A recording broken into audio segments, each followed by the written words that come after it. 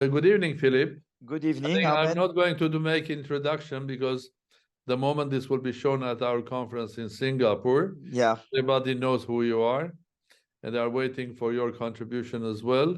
We are happy that at least you are participating virtually, and we hope that next year you will be coming to our conference in yeah. person. Okay. Well, hopefully. Thanks so much for inviting me anyway. Yeah. Yeah. So I think I would like to start Yeah. taking it into account your lifelong activity and research that you are doing in connected with economy, with government decisions, and many other subjects related to the society and the nation. Your opinion about the correlation between government decisions and their impact on health, healthcare, well-being, and longevity. In the case of France, of course, you cannot avoid speaking about pension age Yeah. and how do Yeah. you Yeah. raise money and so on and so on. Because the whole world was fascinated looking at what was happening in France. Yeah. So health, healthcare, longevity, and decisions made by politicians and geopolitics and internal politics. Please. Yeah. So, yeah, I mean, governments, they can, on health, there are two dimensions at least. I mean, one is the research. And I think it's important to push for basic research and more applied research on health. And, we saw with the COVID episode that France and more generally Europe was lagging behind the US with regard to vaccines. It's true that Pfizer is a European firm, but they needed to move to the US in order to develop the vaccine, really.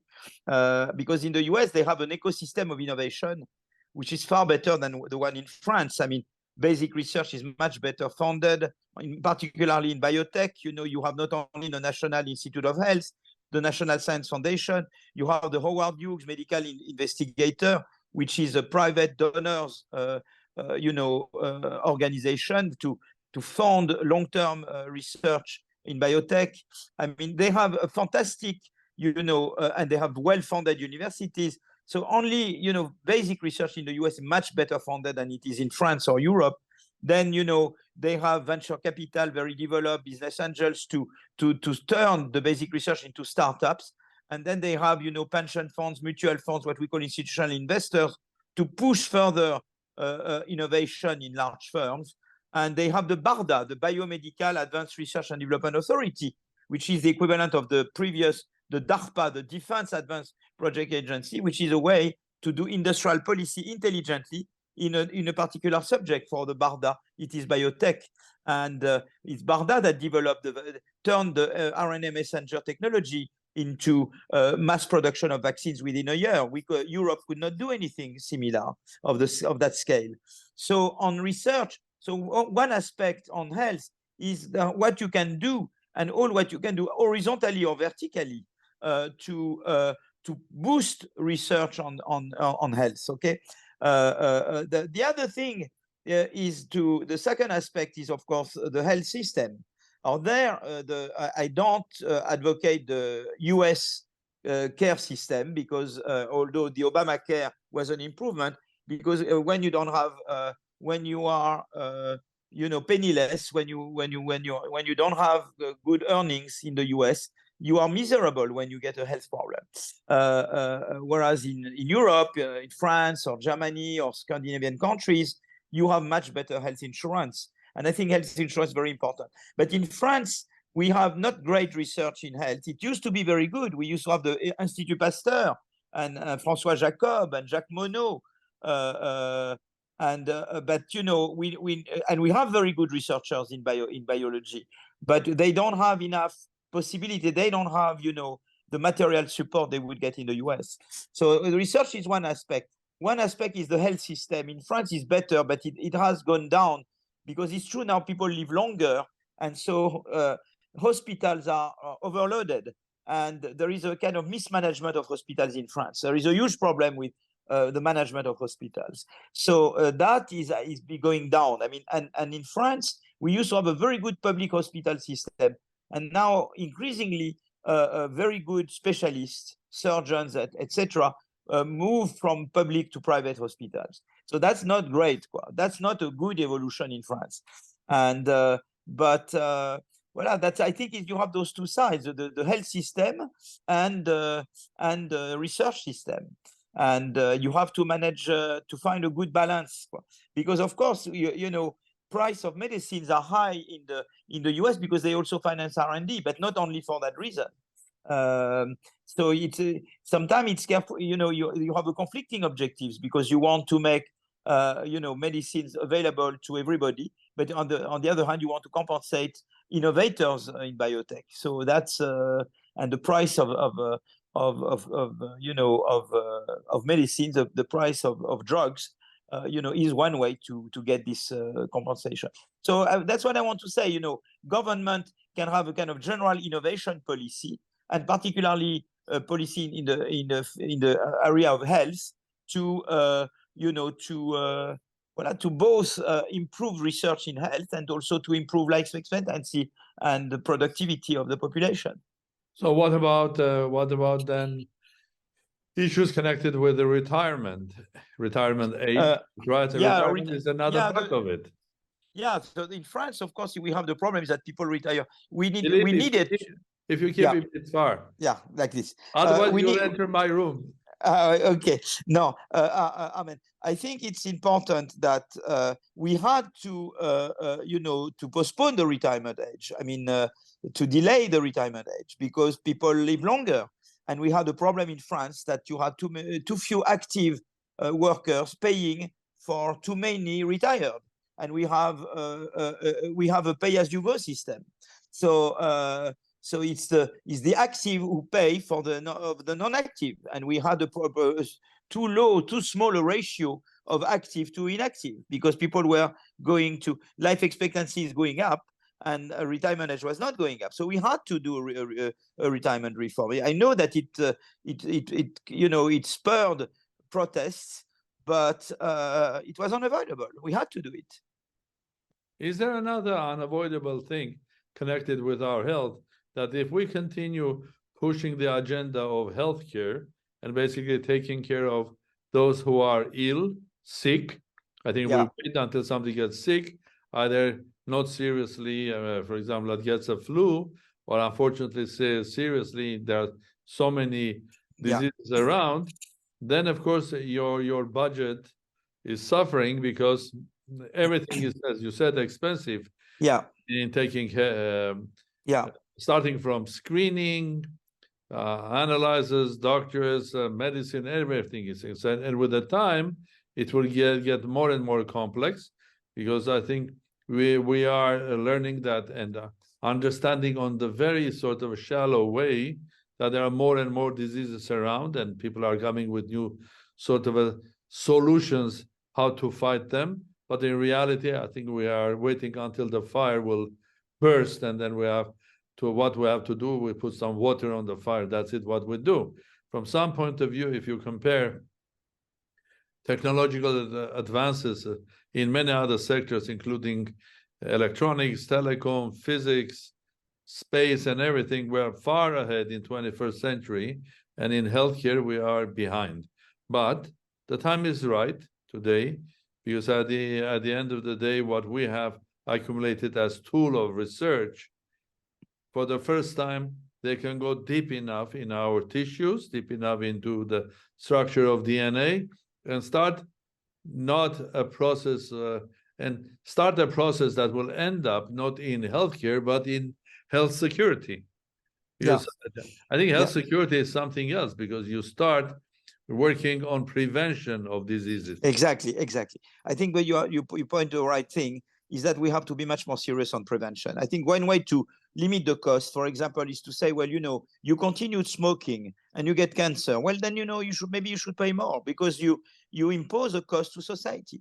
So, well, that if you're a high smoker, well, you know, you have to bear at least part of the consequences. So I think it's important to, I don't think we should be coercive in doing it, but I think we should encourage good behavior. You see that people should smoke less, that people should have better, dietetics. Well, I think that's important to at least develop a culture. I don't think only in a coercive way, in a way that we warn people and we inform them better. But I think we should impose at least that they regularly they expose themselves to blood tests and all that. You see what I mean? So that we can do more preventive things. I think that maybe we should move towards, you say you get the health insurance, but in exchange we ask that you take the tests regularly, so that we can do better prevention. Yeah. And what about the state investing more money into fundamental research? Because I'm very much interested now, and I follow what's happening, starting from Nature magazine, in different conferences. I went one at the Royal Society yesterday. I think whatever you hear is so much encouraging. Because there are tests now that they can basically take your blood for a test, and through a blood test, you can identify with a very high percentage of accuracy about possible diseases, including cancer and others. Basically, they are also developing things where scientifically they can interact with the DNA. And then prevent, creating sort of prevention of specific types of diseases by acting or changing, giving the right code to the DNA and so on and so forth. But all of that is, as you emphasized, is going to cost a lot of money. So maybe it's the time for us, realizing that we are on a crossroad of health, which is going to be very, very important. And because we do have new tool, which is called artificial intelligence, that can basically analyze the huge amount of data that we couldn't do it before, we should invest, a lot of money now in fundamental research in biotechnologies and medicine. What do you think? I agree with you, because this is an investment, so it will pay out. I think you're right. It's like green innovation. We have to make some investment in green innovation because it pays out in the long term. Or like in education. Education is another area. When you invest in education, but with good governance, that's growth enhancing. So health and education are, the way to improve human capital and therefore to generate growth. A better educated and healthier population has a higher capacity to invent and to absorb new technologies and therefore to generate growth. So I think we should think of those as investments, not as costs. Yeah, I agree with you.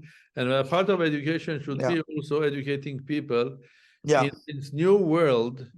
In this new world of virtual connectivity and so on and so forth, you regularly hear about panic. And the recent panic is about artificial intelligence. And there are a lot of people that don't have any clue what is artificial intelligence and are speaking about it and creating another panic to basically, tomorrow robots is going to come and take it over. But it's not the first time it happens to us. Each new idea, new project that is not familiar to us is something that creates unhappiness, panic, and it's also a generational thing. It's a very old saying that if you have a new technology, it all depends on your how old you are. If you are young, then it's just a part of your life. It's an appliance, equipment. But if you are a bit old, each new thing coming, it's a threat. Exactly. Exactly. I think there is a lot of truth in what you say. I think it's important. Anytime you had a big new technologies, there were fear. When you had the steam engine, there was the Luddites movement because people in England were afraid of losing their jobs because of the steam engines. Okay. And then when you had the electricity revolution, there were fear also of mass unemployment. Keynes, in particular, had fear of unemployment. We never observed it. And then when you had the IT revolution and now the AI revolution, you similarly have, fear that the robots and then now the AI will, will make us redundant. And you have what we call the existential risk existentiel, But in fact, the serious people working in AI say no. It's true that there are some jobs that will be at risk. For example, interpreter might be a problem, or dubbing films, or clerks, office clerks, some office clerks jobs. Most of the tasks involved will be automated by AI, but many jobs will not.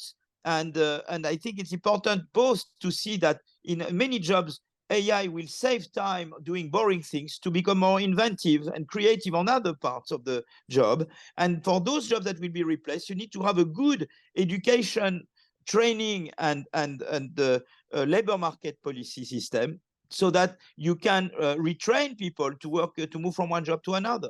Like in Denmark, for example, they have a very good system, education, and then on top of that, labor market system, the flex security system.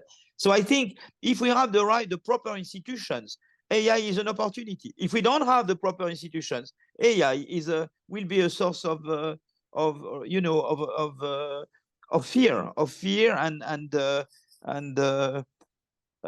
so people will I think, because I think their first studies, I'm doing a study on AI unemployment, and on a sample of 9,000 firms in France, and we show with my co-author that AI increases employment overall. There are some jobs where it does not increase employment as much, but overall AI, and why does it increase employment? Because it makes you more productive, and therefore more competitive. You have a bigger market worldwide, and therefore a bigger demand for your product, and therefore you employ more people.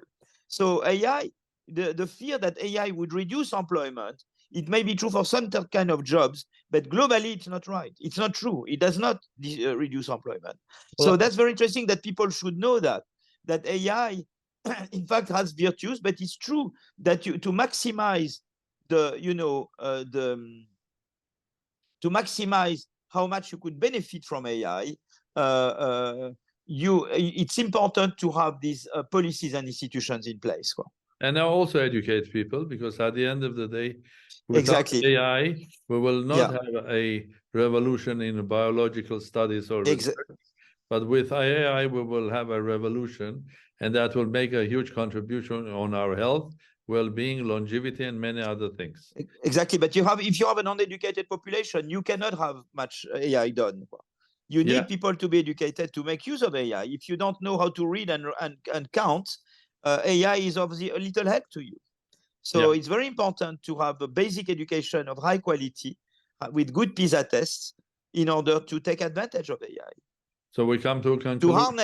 To better harness the AI revolution. Yeah, and we come to a conclusion that at the end of the day, if we are looking at the future of our healthcare, longevity, better quality life in many places in the world, new technologies, especially AI, will have a dramatic impact.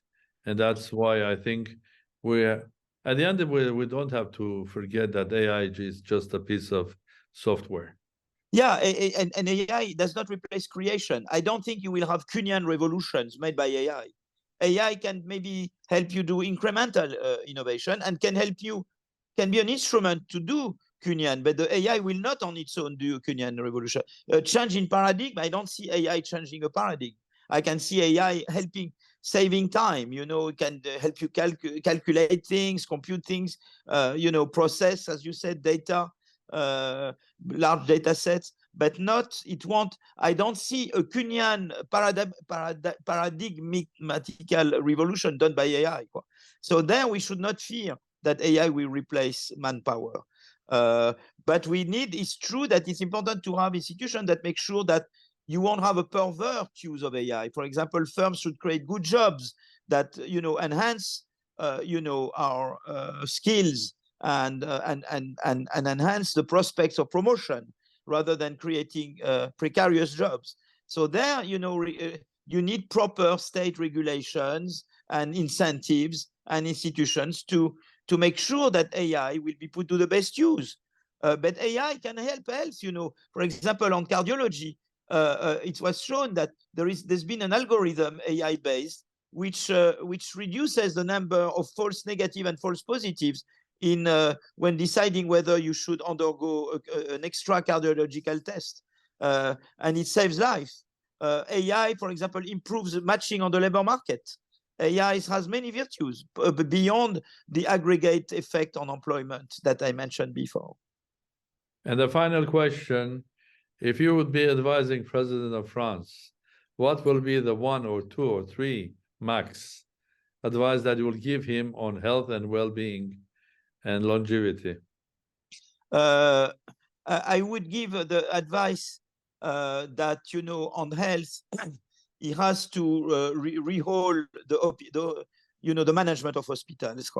That I think is important. Are you there? Of course I am. Yeah. So he has to rethink the management of hospitals, because the hospital system is falling apart. There is too much administration, not enough. The doctors are, you know, persecuted by administration.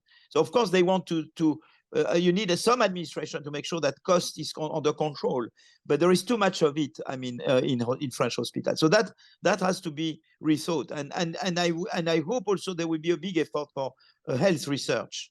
That's what I would very much hope. That's on health. Another area where Macron needs really to concentrate attention is education. We had really a dramatic decline in our education system. Now you have people finishing high school, they barely know how to write and to count and read. It's just dramatic. We used to be very good in the 80s in the PISA scale, and now we are among the worst we are essentially the worst among all OECD countries. So there's been a dramatic decline.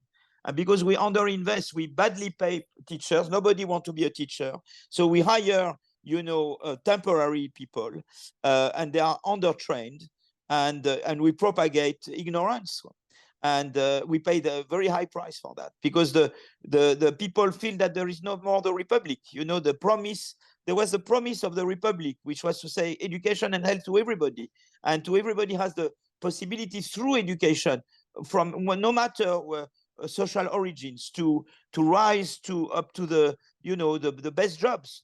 And now this promise is not fulfilled anymore. And so that's why education is so really education and health are areas where Macron should, on top of course, energy transition, should give absolute priority. Yeah.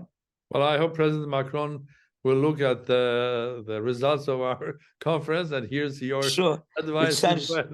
If he doesn't, we will send it to him. Well, thank you very much. Thank Philippe. you, Armen. Thanks. I know it was a difficult day for you today. No. Thank you for you. You are most welcome. For your contribution, and I'm looking forward to see you. Yes, next soon, but then in the next conference. Thank you, Philippe. All the best, Armen. Bye-bye. Thank you very much. Bye-bye. Bye-bye.